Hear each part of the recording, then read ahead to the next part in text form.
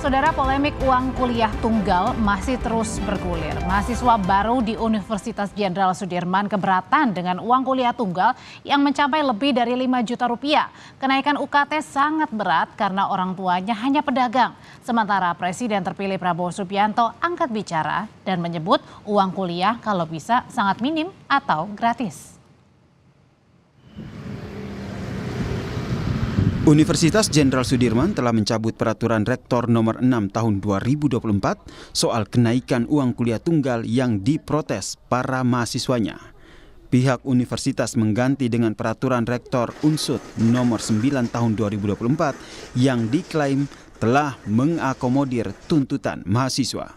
Meski sudah ada aturan baru, sejumlah mahasiswa baru masih keberatan dengan besaran UKT yang harus mereka bayar. Salah satunya adalah Dinda Safina, mahasiswa baru Fakultas Teknik yang masuk dalam kategori 3 dan mendapat UKT 5,5 juta rupiah.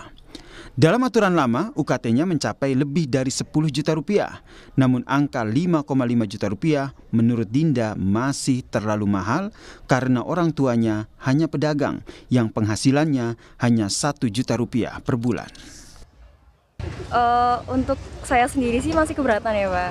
Ya, karena masih kurang balance dengan penghasilan dari orang tua gitu. Oh, orang tua yang tahu profesinya apa? Pedagang.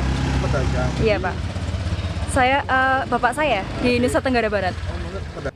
Dinda mengaku setengah uang UKT sudah disiapkan, namun orang tua harus berjuang untuk menggenapinya. Dinda pun berharap UKT saat ini dapat diturunkan lagi. Jikapun tidak, ia ingin jika ada keringanan di semester berikutnya. Bisa lebih turun lagi sih untuk 2 atau mungkin nanti penyesuaian di semester 2. Oh, penyesuaian. Betul. Tapi ini udah registrasi ya? Sudah Pak. Harapannya seperti apa Mbak? Harapannya masih bisa buat turun lagi. Buat turun lagi? Iya. Dinda dan para mahasiswa Unsut lainnya berharap ada kebijakan yang lebih berpihak pada mahasiswa terkait dengan uang kuliah sehingga ia bisa menyelesaikan kuliahnya. Wakil Rektor Bidang Akademik Universitas Jenderal Sudirman Unsut Purwokerto mengklaim aturan uang kuliah tunggal saat ini sudah cukup adil. Ia bahkan berdalih ada orang tua mahasiswa yang komplain karena membayar uang kuliah yang sedikit. Wakil Rektor mengatakan orang tua mahasiswa di Fakultas Hukum itu berpenghasilan 120 juta rupiah per bulan. Umumnya ada, dan salah satunya yang 120 juta per bulan. Memang UKT pada saat itu yang ketentuan 2012 maksimal 3 juta. Jadi kalau mau bayar lebih tidak bisa. Makanya penyesuaian ini dilakukan. UKT yang sekarang ini berkeadilan. Bagi yang tidak mampu kita porsikan 1, 2 dan KIP. Bagi yang mampu dan sangat mampu itu sangat mampu di level 8. Soal mahalnya uang kuliah tunggal juga disoroti Presiden terpilih Prabowo Subianto. Prabowo menyebut uang kuliah kalau bisa sangat minim atau gratis. Pernyataan tertulis dari tim Humas Prabowo, Presiden terpilih Prabowo Subianto menyatakan di universitas negeri yang dibangun oleh uang rakyat, uang APBN harus jangan tinggi, kalau bisa sangat minim atau gratis. Ini kita harus hitung dan bekerja keras untuk itu. Sementara itu, Wakil Presiden Ma'ruf Amin menyatakan distribusi beban biaya harus dilakukan proporsional antara pemerintah dan juga perguruan tinggi serta mahasiswa. Solusi yang pemerintah menanggung seluruhnya tidak mungkin, belum bisa. Ya, maka itu disebutkan PTNBH. Ya, perguruan tinggi berbadan hukum. PTN, perguruan tinggi negeri berbadan hukum, PTNBH itu supaya dia mencari solusi. Nah ini sebenarnya yang harus dikembangkan, dan juga tentu mahasiswa juga tidak mungkin tidak mengambil bagian, dan pemerintah juga harus mengambil bagian. Menurut saya solusinya itu ya dibagi ini. Polemik uang kuliah tunggal harus segera diselesaikan oleh pemerintah. Jika masih membebani masyarakat, dikhawatirkan banyak calon mahasiswa yang urung masuk perguruan tinggi. Tim Liputan, Kompas TV.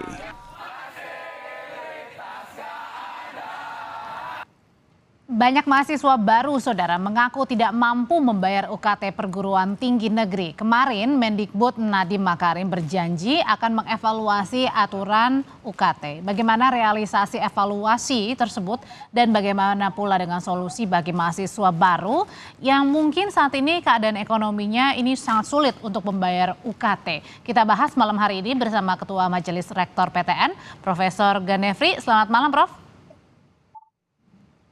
Selamat malam, Mbak.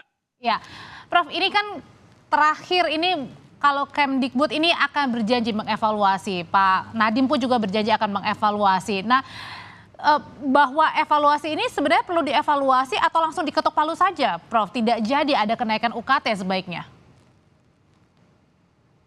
Sebenarnya saya kira ini perlu yang kita luruskan juga nih, Mbak. Sebenarnya saya juga telah memantau beberapa teman-teman rektor di PTN ya. Pada dasarnya saya melihat tidak ada kenaikan UKT itu yang signifikan kecuali kejadian di Universitas Jenderal Sudirman ya, UNSUD. Prof, mohon maaf saya potong, boleh agak ke bawah sedikit, Prof, kameranya supaya lebih enak kita lihatnya. Ya. Sudah, Mbak? Agak ke bawah, Prof, agak ke tengah. Oh, agak ke tengah. Oke, agak ke bawah sedikit.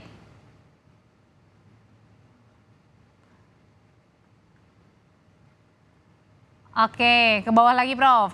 Oke, sambil diperbaiki, sambil melanjutkan, Prof. Tadi pandangannya gimana, Prof? Ya.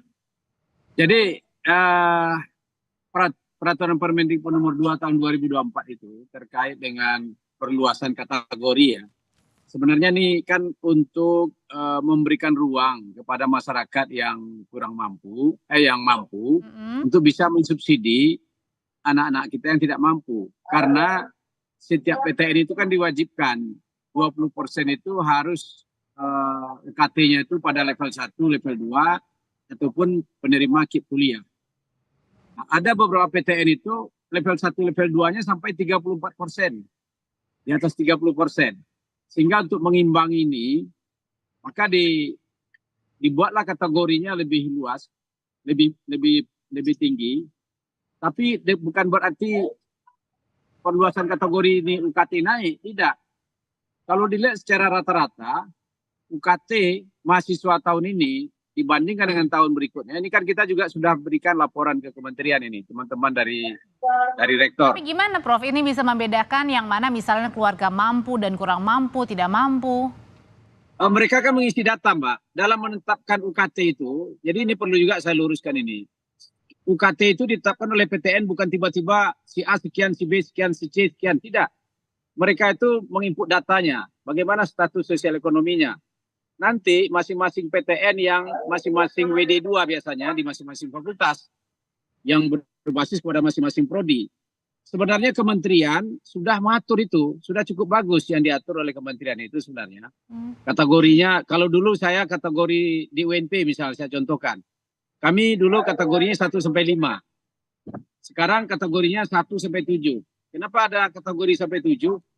Karena kita sekarang punya fakultas kedokteran. Kalau kategori 5 itu maksimal 5 juta, maka kalau anak kedokteran hanya UKT-nya 5 juta, sedangkan BKT-nya itu sampai 20 juta, ini kan terlalu berat kita untuk mensubsidi biaya penyelenggaraan pendidikannya. Karena pemerintah sendiri, Prof, karena ada beberapa juga mahasiswa yang bersuara keras begitu karena kenaikannya bukan 10%, 20%, menaikkan hampir ratusan persen.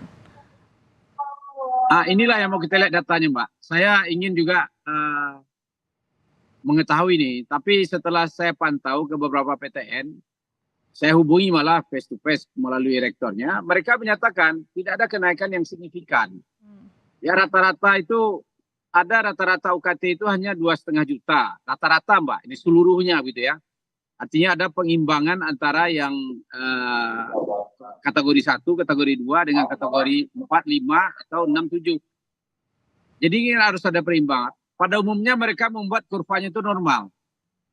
Kalau misalnya kategori 1 itu ada 20 orang, biasanya kategori 7 itu dibuat juga agak 15 orang, 4 orang. Sesuai dengan kelas ekonominya. Katakanlah misalnya kelas ekonominya mereka mampu, tapi kan pada saat kategori mampu ini bisa saja kan keluarga ini sebenarnya juga harus memenuhi kebutuhan-kebutuhan yang lainnya kan.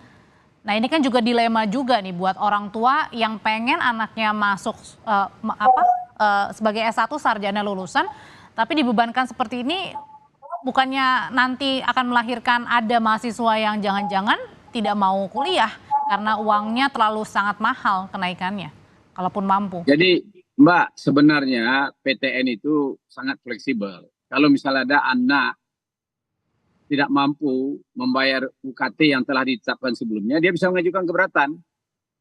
Nah, apa ada demikian juga, ada juga anak-anak kita ini tidak menyampaikan data yang sebenarnya.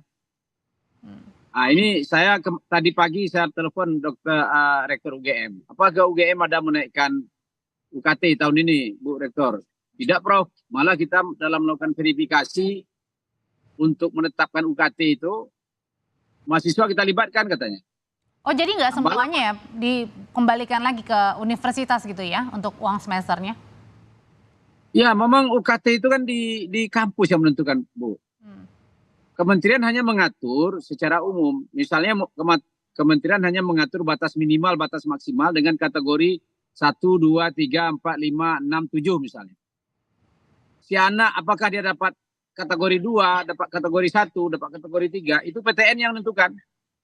Tergantung kepada status sosial ekonomi anak itu. Nah, ada indikatornya. Status sosialnya apakah sampai jangan-jangan survei ke rumah atau gimana, Prof? Ada yang sampai ke rumah. Ada juga yang memasukkan data itu tidak sesuai dengan sebenarnya. Oh jadi sampai survei ke rumah? Ada Mbak, ada verifikasi dilakukan. Ya sampel kadang-kadang, sampel kita lakukan. Kan tidak semua, tidak mungkin kita high cost kan. Prof Ganefri, tapi ini kan Presiden terpilih Pak Prabowo juga sudah bersuara nih. Sebenarnya kan untuk uang kuliah ini sebenarnya menjadi kewajiban sosial bagi negara juga. Kalau perlu jangan dinaikin ya, kalau bisa sih gratis, murah gitu Prof. Jadi sebaiknya... Oh bagus sekali Mbak, selagi kita sanggup untuk memenuhi kebutuhan. Coba kita bayangkan Mbak, rata-rata biaya kuliah itu antara 18 sampai 20 juta per semester itu. Nah, sedangkan anak-anak membayar hanya 3 juta, 4 juta, disubsidi oleh kampus, disubsidi oleh negara. Negara dalam bentuk apa subsidinya? Gaji. Kemudian ada bantuan operasional perguruan tinggi. Itu pun tidak mencukupi. Sehingga kalau ini dalam penyelenggaraan Tridharma ini tidak didukung oleh sarana prasarana yang memadai, bahan praktikum, peralatan, maintenance-nya, tentu kita tidak akan mendapatkan kualitas lulusan yang baik nanti. Haruskah tapi sampai naiknya besar banget, Prof?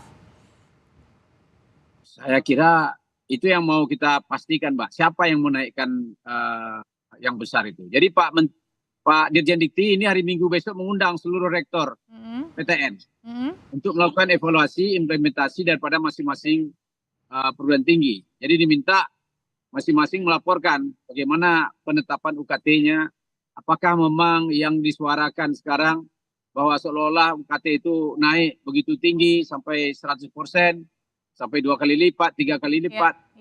Ini enggak kita temukan, kecuali yang kejadian di Unsud kemarin itu, Pak. Tapi sudah dikembalikan oleh Unsud ke posisi semula.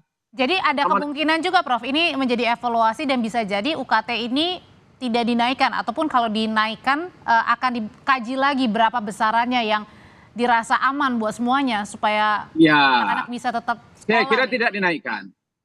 Saya sudah survei beberapa PTN, Mbak. Sudah saya tanyakan kepada rektor. Tidak ada kenaikan yang signifikan. Tidak ada kenaikan yang signifikan daripada mahasiswa. Hampir sama dengan tahun yang lalu.